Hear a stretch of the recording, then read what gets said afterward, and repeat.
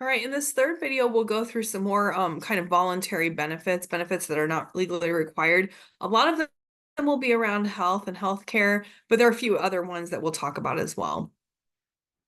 So the first one we're going to talk about is life insurance. So life insurance is a kind of insurance that should something happen to you when you die, your family would get some amount of money to help cover expenses for your funeral, other expenses you might have that are on a recurring basis, like your bills, a mortgage, your rent, before are able to settle everything. 56% of private sector employees have access to some kind of paid life insurance. You can get life insurance through your employer. There are other ways of getting life insurance. Lots of places, including banks and financial institutions, also provide life insurance. A lot of times, for employers, they'll provide group term insurance policies that are valued at 1 to 2 times an employee's annual salary, and they'll pay the premiums completely. So employees will have access to life insurance, but they're not paying for it at all. Their employers are. If you bought it on your own, though, you would be paying for that premium. Your employer wouldn't be paying for it. Slightly over 30% include retiree coverage, meaning if you retire from your employer, they'll also cover you in their life insurance plan, so you'll still have life insurance available to you after you retire. But most companies make this benefit forfeitable, meaning you have to forfeit it when you leave a company. So if you don't retire from a company and they don't have retiree coverage, you give up your life insurance once you leave that company. A lot of you will need health care or health insurance through your employer. Not everyone, and there are some reasons you might not need this. Some of you under the Affordable Care Act will get to stay on your parents' insurance until you're 26. If that's the case, that may be cheaper for you than having your own health insurance through your employer. Some of you will have partners that also have health insurance through their employer, which may be cheaper or have more coverage than yours. And so you may not need health insurance from your employer. Many people will, though, and this is like one of the most important benefits that employees who need it get from their employers. There are different structures of healthcare delivery. I'm just going to briefly talk about what these are, but really it matters on what your employer provides. So you can have commercial insurance plans from different kinds of companies. You can have health maintenance organization plans or HMOs. You can have preferred provider organization plans or PPOs, point of service plans or POSs. What is offered by your employer is usually only one kind of these plans. And so you may have options like, for example, when I worked in Wisconsin, they have HMOs in that state. If you work for the state, if you work for a university that is a state university, you're going to have an HMO. But there were 3 different HMO plans that you could be part of. So what the structure of your healthcare delivery is going to really be based on what your employer provides. It also may be decided by how big your employer is. So an HMO or PPO or POS, how much they can afford. Any one of those plans might be dependent on how large they are. Like governments have much more money than smaller employers do for that kind of thing. There also are some companies now that give out like credit or money to employees to go to the Affordable Care Act, whatever the exchanges for their state, to go get their own insurance as well. So that's another way that some people get health insurance through their employer. In that case, their employer may not be able to pay the full premium, but they may give them some money to reduce that premium that employees would pay for that health insurance. As some of you may know, healthcare costs are increasing faster than inflation and worker earnings. So this is becoming a benefit that's more and more costly every year for employers.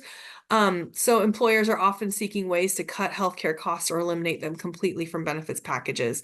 I think we talked a bit about this in chapter 12, but here's 3 strategies that our book talks about in this chapter that a lot of employers use, and that if you're working in HR, you can consider how to use these to reduce the cost for your organization in terms of health insurance. One is that organizations can motivate employees to change their demand for healthcare through changes in either the design or administration. So this could be things like, I remember when I worked at Wisconsin, when I first started, the state paid the entire premium for health insurance for employees. And then at some point they changed the law. And so you had to start contributing like 10% of the cost of the premium as an employee. So that's one way to reduce the number of people who might take health insurance or go choose to use someone else's health insurance, like their parents or their partner's health insurance instead of the health insurance for that employer. That can reduce the cost for an organization. You can also do things like have copays where every time you go to the doctor, you have to pay a certain amount so that you reduce the number of doctor's visits that your employees are are taking on your insurance plan. You can also change the structure of the healthcare delivery system and participate in business coalitions. This is really important for smaller and medium-sized businesses where they may not be able to provide health insurance at a very affordable price, or the premium just might be way too expensive to pay, even if their employees have to contribute some amount to that premium. But if they group together with other smaller medium-sized businesses, they can go in together to get a health insurance plan that might be much cheaper and much more affordable for them and their employees. We can also have wellness programs that link incentives to healthy behaviors, with the idea that if people are doing things like staying active or eating healthy, or there's some, like my insurance, I've always had insurance plans that will have smoking cessation classes or diabetes management classes, those sorts of things. If people are working on preventing health conditions or working on controlling health conditions that are chronic, that might actually reduce the cost for your health insurance plan. Another very common benefit that employers provide is short and long-term disability. This is when, if you're disabled for any reason, it doesn't have to be work-related, this would help you continue your salary, or at least have salary or money to help you pay expenses while you're unable to work. These are called salary continuation plans, and how much they pay out depends on your income, the duration of your illness, but also what proportion of income they're supposed to cover. Short-term disability pays some proportion of your salary or an employee's salary for temporary disability because of sickness or injury. And then when that's up, long-term disability will kick in to start paying for salary when that disability is a bit longer than whatever the short-term disability plan covers. We also often have dental and vision insurance provided. Dental insurance would cover some of your expenses for orthodontics. I think a lot of health insurance plans now cover cleanings, but if they don't, they can be covered by dental insurance as well to some extent. Vision plans will cover things like eye exams, lenses, and frames. They may not cover the full cost, but they can reduce the price. A lot of these kinds of insurance plans are available on the private market. You don't need an employer to buy the plan.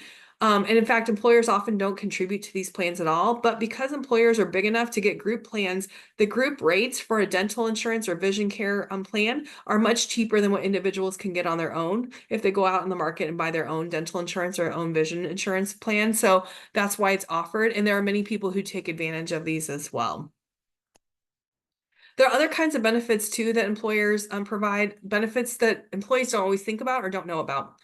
One is that I think as employees, we often don't think about the paid time off we get during work hours, such as breaks and lunch. Many people will get lunch off and it's paid for half an hour, an hour. Even if you're hourly workers, many hourly workers get that by law. They will get breaks and lunch that is paid for by the employer. You also get payment for time that you don't work. So we usually have a paid time off plan. These are different from traditional time off plans where they would separate out vacation time from sick time. Most of us now will have what we call PTO plans, where all of your time off of work is grouped into one plan, and you have to figure out how you want to use that. Do you want to take some days off for sick leave? Do you want to take some time off for vacation? However you want to use that time. We also have a lot of companies, especially since the pandemic, that are trying to come up with family-friendly policies to help recruit new workers and to retain their top workers. We have things like flexible spending accounts where people can contribute money before they pay taxes on their income to these what we call FSAs. And then you can use those FSAs for things like childcare or healthcare expenses like buying new glasses or doctor's appointments and that sort of thing. We also have elder care leave that can be paid or unpaid. And this is because a lot of our employees are they're part of what we call the sandwich generation, where they're helping to take care of elderly parents, for example, but also their own young children. And then a lot of places will have domestic partner benefits, even if it's not required by law in the state they live in, just to be fair to all employees. And that can attract a lot of employees as well. Some places are providing what we call legal insurance. So this would provide the ability to contact a lawyer should you need one for any kind of incident. So things like if you're in a car accident and you have to go to court, you would be able to get a lawyer. If you're getting divorced, you would be able to get a lawyer. Lots of common situations where people need a lawyer, but they either can't afford it or they don't know how to access one. They could use that. And this legal insurance, often the premiums are paid by employers. And the idea here is that these kinds of situations take attention away from work for employees. So the faster you can help them resolve these situations, like finding a lawyer who can help take care of the situation for that employee, the more likely they are to not take time off from work and to be focused on their work, even if they are going through a divorce or they're adopting a child and they have to do the paperwork, all of these other things where a lawyer would be very helpful and help you get through the process faster and easier. And then many employers are also providing financial wellness programs, classes. They might provide you access to personal financial planners. If your employer provides these, I would take advantage of these. They can help you manage budgets, manage your money, figure out how much money to put toward your retirement accounts. Some of them will be able to help you figure out what kinds of retirement accounts you might want to set up or where to put your money. They can help you with lots of different things that a lot of us don't learn in school, but would help us manage our money much better in our everyday lives. Again, these are not all the benefits employers can provide. These are some of the most common benefits, but you can ask about all of these in job interviews. And if any of you are working right now, you might want to look into to see if your employer actually has some of these benefits that you weren't aware of.